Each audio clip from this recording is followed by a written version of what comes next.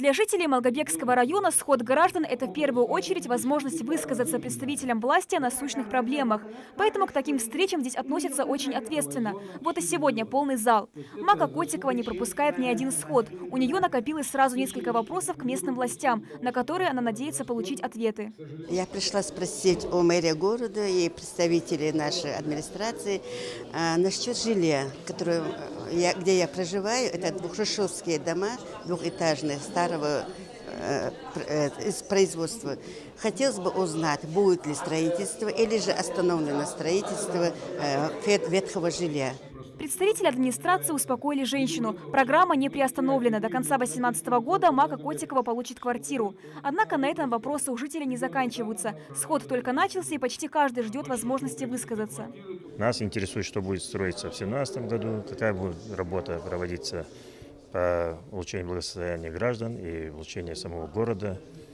Ну и, конечно, инвестиционный климат, какой будет у нас в городе, что будет делаться для благополучия граждан. Прежде чем жители смогут поднять интересующие темы, им предлагают послушать выступления докладчиков, которые подведут итоги проделанной за 2016 год работы в различных социальных сферах – здравоохранение, культура, образование. Вот и первый вопрос не заставляет себя ждать. 9 школа, 13, 6 школа, да.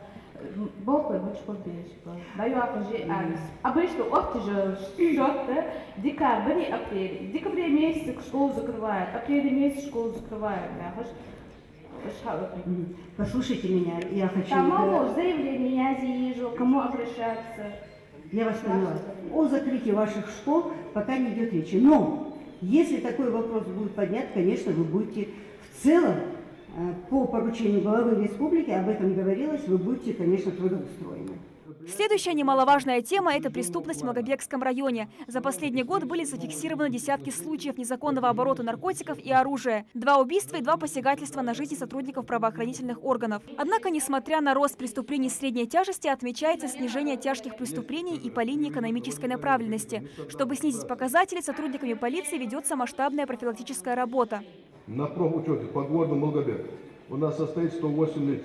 Если разбить по категориям: осужденных к мерам, не связанных с лишением свободы, 52, на административном надзоре 8, лиц, употребляющих наркотические средства 7, условно осужденных 39.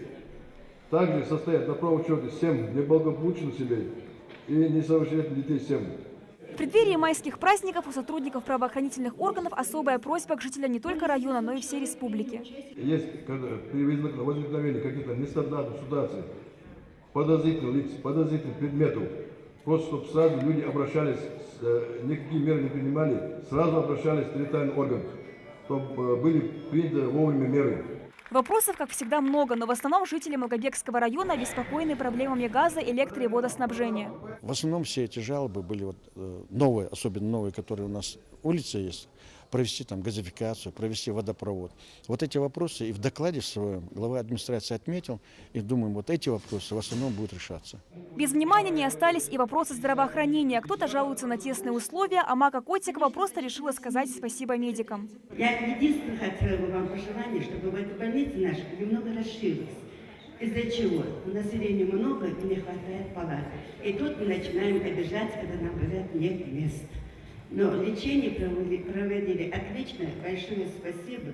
Сегодняшний сход, считают организаторы, оказался плодотворным, и жители могут отправиться домой с твердой уверенностью, что решение всех озвученных проблем администрация района взяла на личный контроль. Амина Бокова, Рахман Суров, Новости 24.